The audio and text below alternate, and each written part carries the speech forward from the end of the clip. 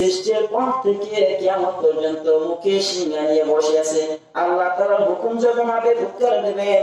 আবার কোন কোন ফেরেশতা আছে আল্লাহ তাআলা কখন আমাদেরকে নির্দেশ দেন মেঘমালা নিয়ে নিয়ে মানে সমস্ত জায়গায় জায়গায় বৃষ্টি বর্ষণ করুন। আছে না মেঘের কাজ কি? মেঘমালাকে প্রদর্শন করা। ইসরাফিল আলাইহিস সালামের কাছে সিংহার সামনে নিয়ে বসে আছেন। আল্লাহ তাআলা যখন ফুৎকার দিতে বলেন ফুৎকার দিবেন। আর মালাকুল মউত হযরত আদম আজরাইল আলাইহিস সালামকে নির্দেশ দিয়েছেন তুমি ঘুরে ঘুরে দেখো আমার বান্দার কোন সময় কোন মৃত্যুটা এসে যায় ওইগুলো কবজ করো। তাহলে আমরা কি করব? আমাদের তো একটা কর্তব্য আছে। হ্যাঁ, আল উলামা ওয়ারাসাতুল আম্বিয়া, নবীদের ওয়ারিস আলেম উলামা। আপনাদের কাছে যা পৌঁছায় দেয় সঠিক হাদিস থেকে কোরআন থেকে ওইটাই আমল করবেন। ওইটাই আমল করলে আপনাদের আল্লাহ তাআলা কি দেবেন? জান্নাত দেবেন। আমাদের বাড়ি ছিল জান্নাতে। এটা সবার ঘর আছে না? জোরে বলেন, ঘর আছে? এখন মাহফিলে আসেন, কিছুক্ষণ সময়ের জন্য ঘরটা ছেড়ে আসছেন, এখানে আছেন, কিছুক্ষণ পরে আবার ঘরে যাবেন। হয়তো এমনও তো হতে পারে এর ভিতরে যে ঘরে আর ফিরে নাও যেতে পারে। আছে না? হতেই পারে। আমাদের ঘর ছিল জান্নাতে, ওখান থেকে দুনিয়া পাঠাইলো। দুনিয়া থেকে কিছু মালসাবানা নিয়ে আবার জান্নাতে যাওয়ার চেষ্টা আমাদেরই থাকতে হবে। চেষ্টা না করে জান্নাতের আশা করা বোকামি। বোকামি না? হ্যাঁ, গাছ না লাগাইয়ে ফলের আশা করা যেরকম বোকামি, জান্নাতের কাজ না করে জান্নাতে যাওয়া এটাও আমাদের একটা বড় ধরনের বোকামি।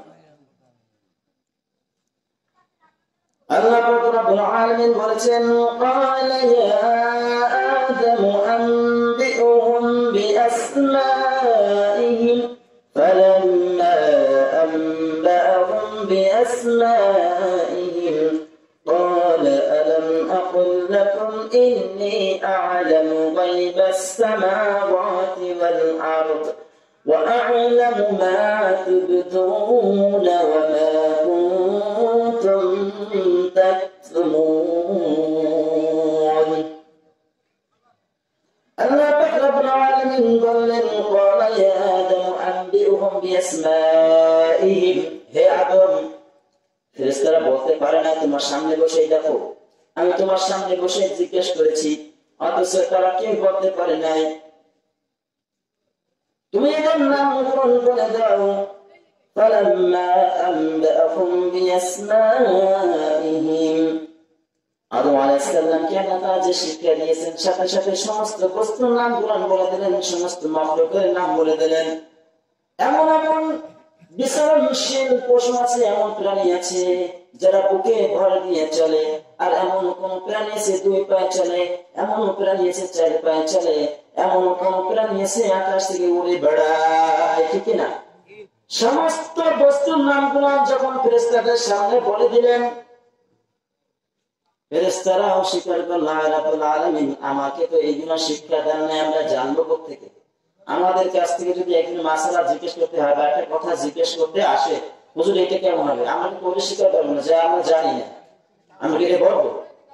নিজের একটা প্রেস্টিজ আছে না, যে আমি এখানে একজন নামি দামি লোক, আমি মাস্টার্স পাস করছি, আমি কামিল পাস করছি, আমি ডক্টর, আমার কাছে একটা প্রশ্ন করছে, আমি যদি এটা বলতে না পারি সামান্য, আমার মানিজ্য থাকে না। না আছে হইলো বুঝাইয়া দিয়ে যাও, এইটাই। আসলে কিন্তু এটা না। নিয়ম হয়েছে একটা মাসালা জিজ্ঞেস করলে এই মাসালাটা যদি তুমি জানো, তারপরে একটু হিকমত খাটাইয়া বলো যে ভাই আসলে এগুলো কি একটু আমি জানি, যত জানছি তাতে আসলে হবে না, তো আপনি পরে আসেন আমি জানাই দেবো। এইটা না, তখন তৎক্ষণাৎ গরম গরম দিয়ে দেয়, জান এটা নিয়ে চলে, তখন তো বাজে উল্টা পাল্টা। নিয়ম হয়েছে এটা জানো, মানো, আমল করো, মানুষকে বলে বেড়াও। আল্লাহ তাআলা সূরা সাফের ভিতরে বলেছেন ইয়া আইয়ুহাল্লাযীনা আমানু লিমা তাকুলুনা মা লা তাফআলুন কাবুরা মাকতান ইনদাল্লাহি আন তাকুলু মা লা তা'লামুন। হে ঈমানদারগণ, তোমরা যেটা করো না তোমরা যে জিনিসটা করতে ভালোবাসো না সেই জিনিসটা মানুষকে কেন বলো, অথচ তোমরা করো মানুষের কাছে বইলা বেড়াও। কাবুরা মাকতান ইনদাল্লাহি আন তাকুলু মা লা তাফআলুন। যেটা তোমরা করো না সেটা মানুষকে কেন উপদেশ দাও, আর এইটা আল্লাহর কাছে সব থেকে খারাপ, আল্লাহর কাছে সব থেকে ঘৃণিত। তোমার ভিতরে আমল নাই, তোমার ভিতরে কিছু নাই, তুমি সেটা মানুষের কাছে বলো কেন? সেই তোমার ইখতিয়ার কে দিয়েছে?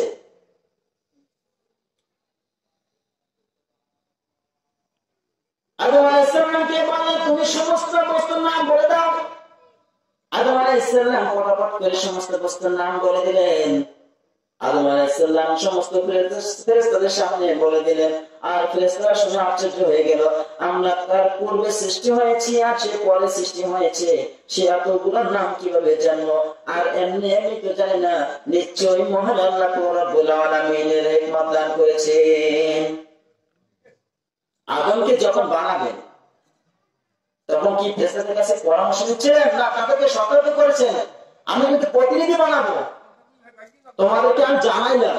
কিন্তু এটা নয় আল্লাহ তাআলা যে তাদের কাছে পরামর্শ নেবেন, তাদের বুদ্ধি নেবেন, আল্লাহর জ্ঞানের অভাব আছে ফেরেশতাদের কাছে নেবেন, এরকম নয়। আসলে তাদেরকে সতর্ক করে দিলেন যে আমি কিন্তু প্রতিনিধি বানাবো, খলিফা ফিল আরদি, জমিনে, কোন খানকায় নয়, কোন মাজারে নয়, কোন মসজিদে নয়। এই কথা বলে না, জমিনে। কিসের জন্য? জমিনে তো ইবাদত করার স্থান কোথায়? মসজিদে, ময়দানে। সত্য কথা বলতে হবে ময়দানে। মসজিদ তো নামাজ পড়তে যাবেন, দোয়া, আল্লাহ আমাকে এটা দাও, ইয়্যাকা না'বুদু ওয়া ইয়্যাকা নাস্তাঈন, আল্লাহ একমাত্র তোমারই গোলামি করি, তোমারই সাহায্য চাই। ওখানে চাই এলাম, ময়দান কি করতে হবে?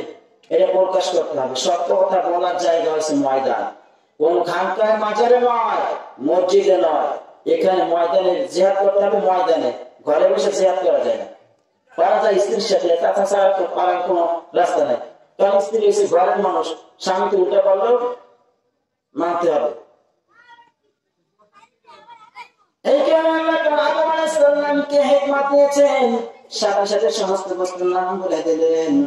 قال ألم أقل لكم إني أعلم غيب السماوات والأرض وأعلم ما تبدون وما كنتم تكتمون।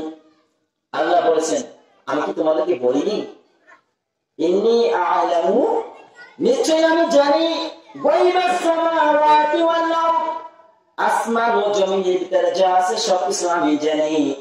ওয়া আ'লামু মা তুবদুনা ওয়া মা কুনতুম